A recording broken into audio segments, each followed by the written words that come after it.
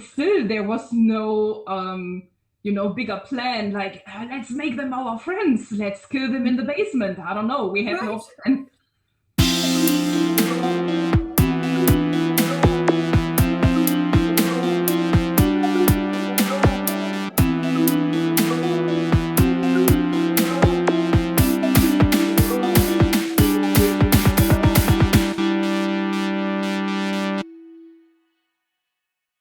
I don't know. I don't think, I wonder if we could have met in a different way. If we were supposed to have met, would it have happened a different way? I mean, it happened perfectly, you know? Yeah. I don't know. We could have crossed paths in Amsterdam. Absolutely. This is a possibility. But then what? We would have bumped into each other saying, oh, you're looking at the cheese museum as well. Great. Oh, you're from overseas. You're from the US. Great. And then what? You don't go out drinking or doing whatever you do in Amsterdam.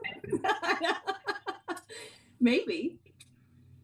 And We are Germans. We are not that easy, to to coerce into friendship. Right. How did we do this? I have no idea. I have no idea. It was, you were there and it felt like you've always been there. Yeah. I remember that we had a very awkward goodbye your first time here, because from Wolfsburg you left for Berlin. Mm-hmm. I know you asked if we wanted to join you, and I really didn't want to, because I didn't want to go to Berlin. I would have joined you for any other city. I didn't want to go to Berlin. And you know now why. But I couldn't, I had gotten so used to you being there and being so amazing. I didn't know how to say goodbye to you. And then we to me, it felt like we pushed you away in the parking garage, like, yeah, leave, the train is there, just go. Because I was like, if we go to the train station and put you into the train, I will bawl my eyes out. That's what, after just a few days, this is where I was. And then we drove off, and I was like, this was the most weirdest goodbye you could give. And I was just like, this was really, impolite of us to like push you out. This is what it feels to me. Maybe you saw it differently, but for me, it was horrible. I don't remember feeling odd about you, but I remember immediately Paul said, why are we leaving them? Into which I had to remind him that we did this on purpose. We wanted to make sure that we had 3 days with you so that we did have an exit plan. Because what if we did get there and you and I didn't get along, or our boys didn't get along, or I didn't get along with your husband, or if you hated my husband? Like, we needed an exit plan. Absolutely. But Paul's reaction was, this is not going to be the same. Going to Berlin and traveling, obviously we made it, but he had felt really immediately comfortable with you all, which seems really out of his character, to be honest. But we didn't say anything about the awkward leave, but we did acknowledge that we should have made more days with you. We should have made sure that we could have gone somewhere else with you. He wanted to spend more time. But I honestly, I still go back to, it was the perfect and the right thing to do. Just for... I fully agree. I mean, of course, we didn't know it could have gone either way. Right.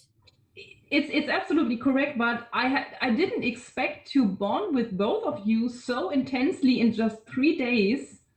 It was the bourbon. Oh my God, I completely forgot that weird interaction in this weird whiskey shop. Yes, it was so weird. That bonded us very strongly. And Gregor's out there just driving around the block trying to, because there's no parking. And he was like, I'm just going to drive around. I remember getting out of the store and saying to you, this was awkward for you too, right? But we don't know any difference. We're like, okay. But Paul felt like It was so weird, and the guy was so drunk. And he had no idea why we're asking for this particular bourbon, because he hadn't sold that bourbon in like 85 years. It seemed like there was like a layer of dust on the box, but Paul felt like he had scored the lottery. Like it was the score of the century. And then I think we drank it all, and Paul ended up in the bathroom like completely sick that night. And we drank a lot. I remember we didn't drink all because Paul said he wanted us to have the rest and have friends come over, and we should tell them the story about why this bourbon is so important. And this is what we did. And then he ended up in the bathroom, yes. Right. To all of you who are watching, my husband is a lightweight when it comes to alcohol, and that's just it. But that particular night, I know that you all had brought out some scotch, and we started to taste test the difference between some scotch and the bourbon. And I think that's what tipped it over the And Paul can't drink like your husband can. I mean, he just can't. Well, none of us can really drink. I mean, we get drunk pretty quickly. Yeah. But then I think the bowling, though, happened our second visit, right?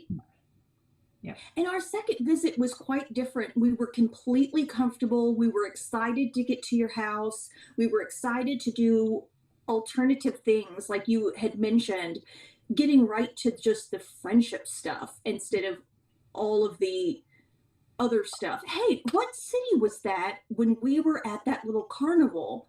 And there was the big claw machine, and you had gotten the big stuffed animal, and then you and I went on this roller coaster ride. Because we wanted to go on a different one, and it was broken, yeah. I remember. What city was that? That was Maastricht in the Netherlands. Yeah. That was a fun time. That was casual. Oh, remember we were in this, like, what was it, a haunted house, or what was it supposed to be? And we couldn't understand the language, and we were given some directions by something, and there were two little girls with us in there, and we asked them because we didn't know where to go.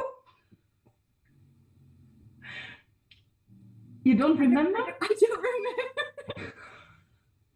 It was right next to the clawing machine. Was this sort of, I don't know if it was really a haunted house or... Yes, it was like a fun house. I think we would call it a fun house. It had like different hallways and mirrors and like trap doors and noises. Yes, and the two the instructions were all in Dutch, and we didn't understand. We followed. We didn't know where to go. But that's okay. We turned into 7-year-olds and had a great time. With the other 7-year-olds.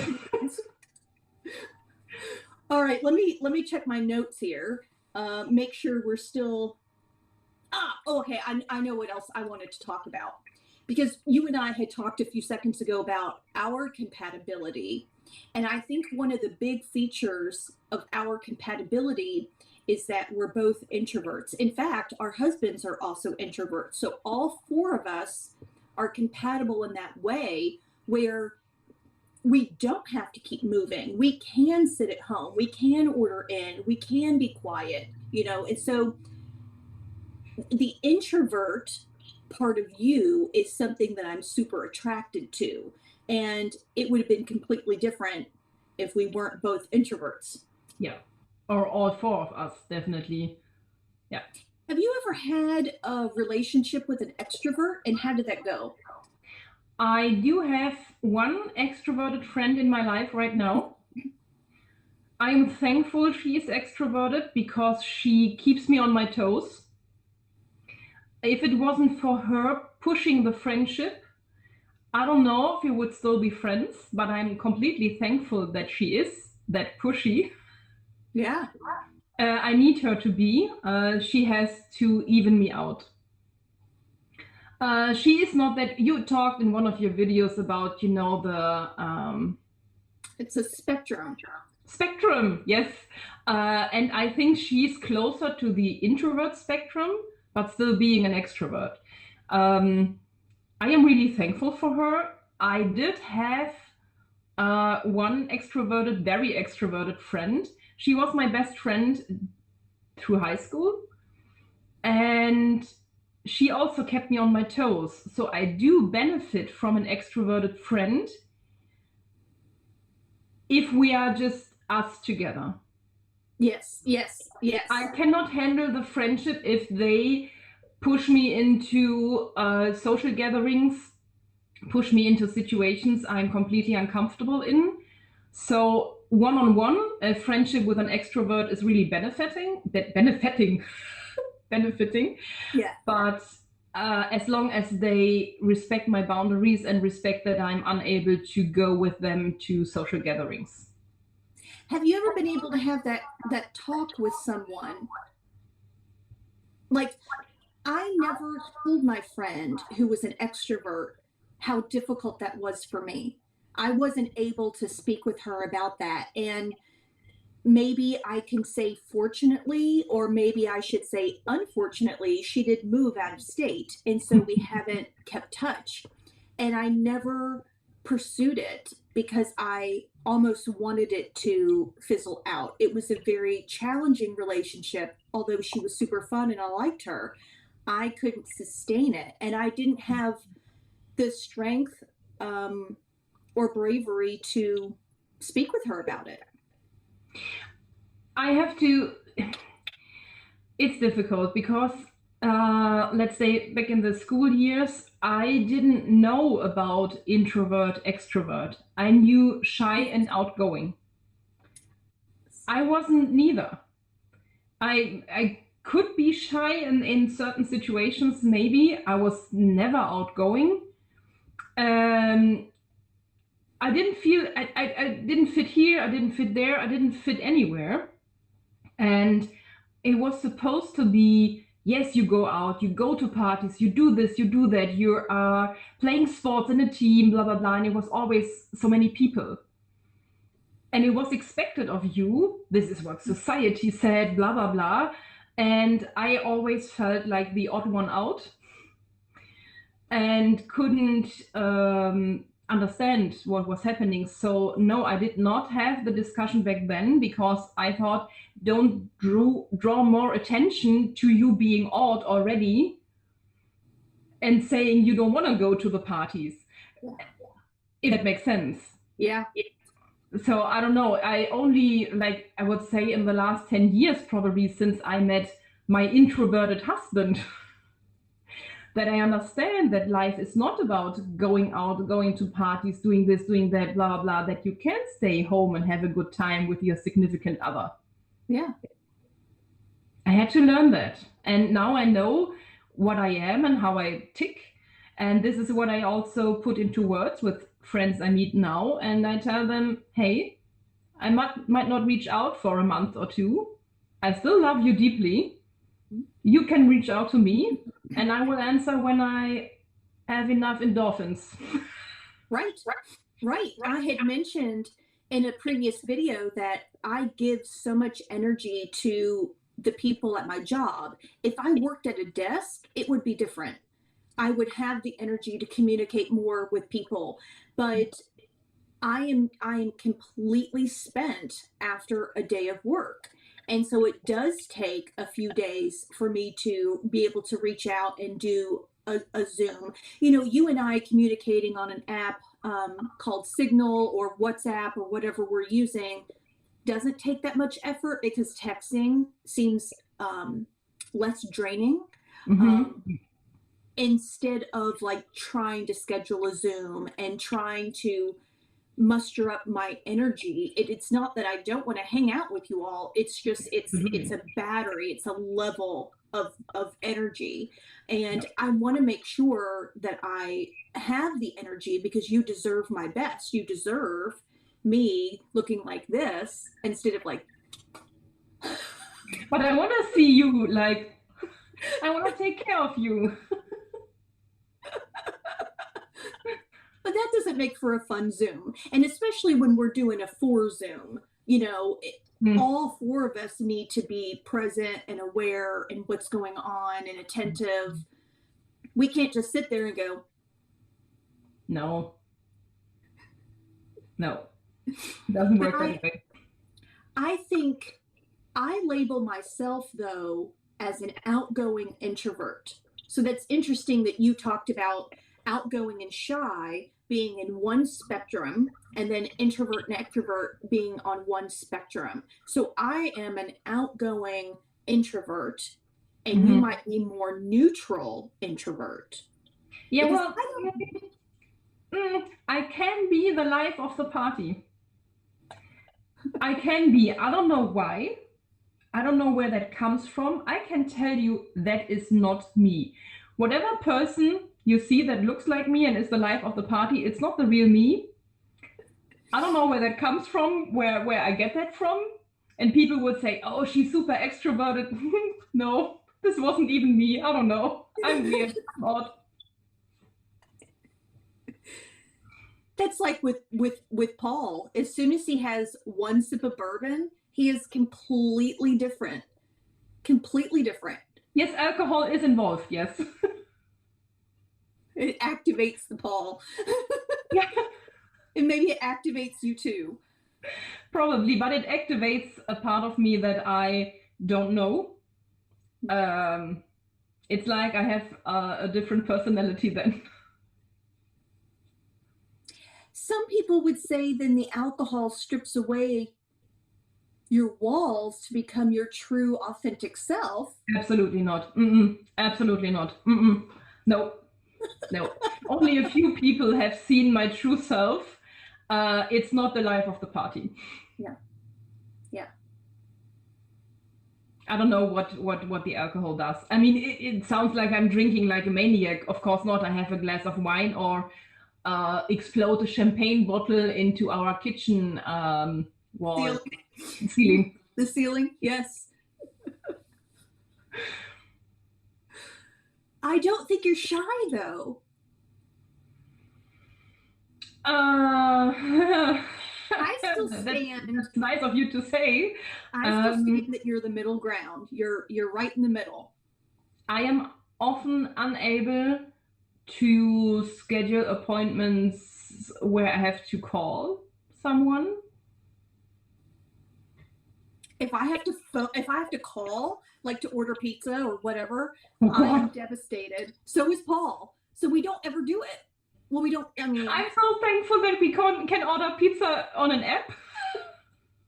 Yes. But I have to schedule like with my mechanic, my car mechanic. I have to schedule appointments. I had to call him when my car broke down recently.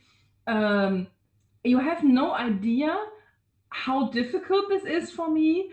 And what is that? Isn't that shy? Or what would you call that? Just introverted? I think that's more of the introverted part, because shy is you would never do it. Sometimes my husband has to do it. I definitely don't initiate. So I guess that is part of the shy. Maybe I'm in the middle. Maybe we're both just in the middle. Maybe, yeah. Because we can do both. Yeah. You can eventually call the mechanic. Yeah, absolutely, of course. But I also have trouble hearing. I don't have a hearing disability, but if I'm on the phone and it's something important and I have to pay attention, but I'm on the phone and I'm super nervous, I don't understand. Yeah, you'll miss it. I don't understand. And then I had to teach myself to like repeat, did I understand correctly? Did you say that date, this time, blah, blah, blah? And then I write it down, and I'm often thankful if they repeat it again. And maybe later I will call again to check again for the date. Yes. I also have that selective nervous hearing that does happen to me if I do have to engage with somebody and get information, but it's more so face to face. Like if I'm meeting somebody brand new that's important and they say their name, I don't hear it. The name is gone. I can never remember anyone's name. it's because it happens within the first like 60 seconds. And I'm still trying to get over that initial handshake. I have to yes, touch the person. That's already yes, difficult. yes. I have to get over that first initial meeting that the greeting has left the building. So I Yeah. think that is, I don't know. That is weird. That is, yeah, I do that. Yeah. I am also very, very bad at greeting in general. This can be phone, person, email, chat. I am really bad, especially now with all the coronavirus restrictions where you don't shake hands, but some people do the fist bump or this one or nothing or I don't know. And this is already, the handshake is too much for me. I don't want to touch any person ever. I don't need that. So just wave or whatever, or don't. And now you don't know how people are going to greet you. It's a mystery. And this is already so much more complicated and so much more awkward. I cannot even not remember the name. I might forget the face. It's just, have I seen the person before? I don't know. Did we do this or this? I don't know. This is just say hi. Just say hi. I don't know. Why is it so complicated? Why do I have to meet people? I think it's different on different customs all around the world. You know, I have a friend, I used to take flamenco under an instructor who was from Argentina, and she was a toucher. Just hug and just hug. And she'll just like put her arm around you and just talk this close. And you're like, but with you, you're more distant. And I think it really stems to culture. I remember I was an exchange student in France. Sounds amazing, was just 10 days. They greet each other with the cheek kisses. Yes. Oh. And they are 2 or 3 or 4, depending on what your relationship is. Right. With everyone. I got off the bus with my like exchange student friend, and her classmates were greeting her, and they didn't know me, but they came at me, and everyone kissed me. Yes. I mean, they are not like smooches. It's like cheek to cheek. It's not like they're, you know, drooling all over you, but still, it invades my personal space. Is that how you say that? It was too much. No, I don't know. Is that German French? No. Or are Germans just weird? I don't know what's going on. So listen, I had to Google it. One of my friends in the flamenco community was from St. Petersburg, Russia, and she was a kisser. But it was not the French way, it was the Russian way, and it was one cheek, one kiss. They didn't go back and forth. She always just put her cheek on my cheek and did. And when she was coming in, I had to make a quick decision. Which side is she going for? I actually had to Google so that I could land on the correct side of her, or we'd be making out, or we would, you know, we'd meet in the middle, and then all of a sudden we're kissing. Yeah, which is fine. She's gorgeous. But anyway, it felt so awkward. I had to make this decision split second, and I'm like, oh my God, which cheek is she going for? It gets even weirder if you then meet French people in Germany, and you know they are French, but you don't know how they will greet you. Oh, because they might to respect your culture, you might to try to respect their culture, and you have the same issue. Are you going in or not? Or if so, which cheek? And you bump heads? Yes. So, I hate it. I always, I try this with every person I meet. I always try to keep my distance because I don't want to touch anything of your body ever. So, but it can be very awkward, yeah.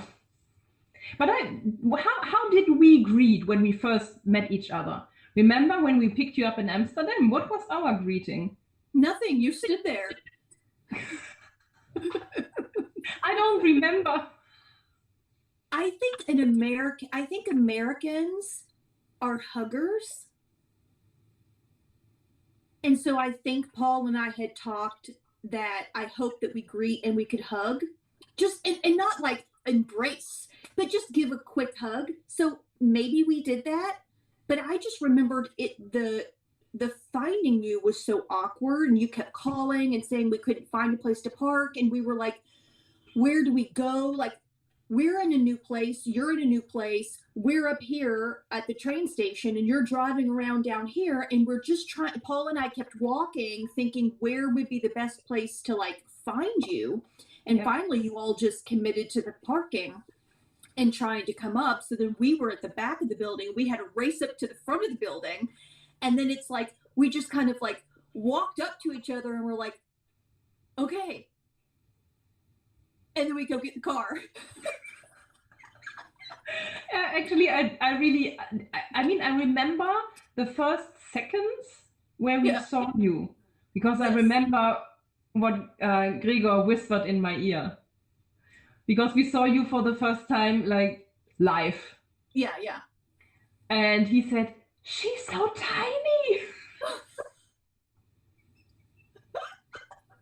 So I remember the situation. I think you were coming like towards us from the left side or something, and we saw you first, and Paul was a little bit behind you, and I was just so glad we found you. And Gregor was like, she's so tiny, and maybe we wanted to hug and he was afraid he would break you or something. I don't know. You know, he gives the best bear hugs. I remember we were in New York and we had go to not the Empire States Building. We had gone someplace else and we couldn't get in. The Statue of Liberty? No, we couldn't get into that either. But there was another place. We couldn't get in anything. I remember the Rockefeller Center. The Rockefeller, yeah. And so I had gone to the bathroom and I was really upset. And I come out and he saw that I was upset. And then like I just laid my head down on him, like I just needed to be propped up for a second, and I just was like, and it just felt so nice. I just borrowed your husband for just a little head rest because I was tired. Yeah, we all were at this point. New York was not a good experience. It was hard. It was a hard Do you think we should make maybe 1 month a topic about cities we travel to? Okay, we're running out of topics rapidly. I'm already pre-filming for the next month. So. Are you? What is the next month? Music. I know that you're gonna love that. I'm not gonna. Yeah, because I have a piano behind me. Cute. Sneak peek. Well, there's a saxophone also, so I don't know. And I don't want to talk about the virus, but I wrote something down that was very interesting. It was an observation that because, of all of the, what's it called? Quarantining? Listen, here's my observation. You and I have the same relationship as if we were quarantining the whole time. That's like the basis of our friendship is just to Skype and text as if we were living in the same city. Like, we haven't changed this whole time. I wouldn't have seen you much anyway. So our relationship didn't change for 2020, 2021, and 2022. Absolutely. It's the same. Yeah, I haven't thought about it that way because we were on a very good, like, back and forth traveling spree. Would you say that? You here, we over there, blah, blah, back and forth. And it was our turn to come over, where I wanted to celebrate my 40th birthday in a very certain city, or maybe a different city, but I wanted to escape. We had plans. We had big plans, and even my plan B didn't work out. So I was very caught up on us not being on the right schedule. Yeah. But I didn't think about, of course, nothing has changed. you. Thank you for the reminder. We're doing the exact same thing that we would be doing. Yeah. So it makes sense. Yeah. Yeah. It feels good. I think it would be better if we did live together. Not together, but in the same city. I understood that, yes. I do think we would make it a point to see each other once a month or so and go out to dinner or bowling or something like that. But it would be okay also if we didn't. Absolutely. But what I envision, I have daydreams about living down the street from you. And because I daydream about that because I want to be able, when you tell me, hey, I'm having a really bad day, I do make an amazing Sternchen-Nudelsuppe. I will send you a picture later, which is a soup I give out to people when they are sick. Huh. And they are little star noodles in there. That sounds great. So I would just, come over, hand you over the soup, take care of you, check that you are doing okay, and then leaving again. But just to be able to do that for 10, 15 minutes, just to check in. This is what I really miss. Yeah. And going to the mall and looking at makeup. Can you tell? I don't know if you can tell, but I have on a blue eyeliner. Ooh, yes. And blue mascara. Because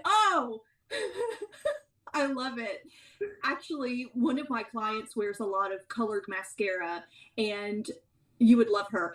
She wears a lot of glitter, lots of color mascara, and she wears the most beautiful blue. And I'm a little bit tempted. I don't know. And then I felt like maybe it's not appropriate, but then I thought, who cares? And then I don't know. It's a thing. Who cares? It looks beautiful. Maybe I do need to go and get it. Have you seen Jeffree Star's new white mascara? No, I haven't seen anything from him since he has shown a lot of guns. Yeah, that's weird. That turns me off too. Yeah. But anyway, he made a white mascara and I was tempted to try that, but I don't know, that might look weird too. Yeah, but it might work out. I mean, it's a small risk, like it's what, $8 or $10. Hey, but let's back up to if you lived down the street. You said in your fantasy you would live down the street. If you lived down the street, you would have to come to the salon and be a makeup artist. I would have to touch other people. I could be a nail artist. Okay. So that's been a lot of fun. Thank you so much for hanging out with us on Friendship Month, Smart Mouthies. And we'll have to see you later. Bye. Ready? 1, 2, 3. Bye, y'all.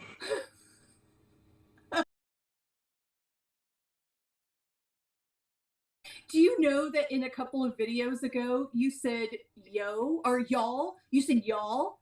And I was like, oh, she said y'all. I try to remember doing that because to this day, I love the t-shirt with bourbon y'all. And I just think it's so amazing. And I try to do that, but sometimes I don't remember because it's not a word you would learn while learning English. Right. Of course not. So let's do the exit. Okay. Thanks for hanging out, y'all.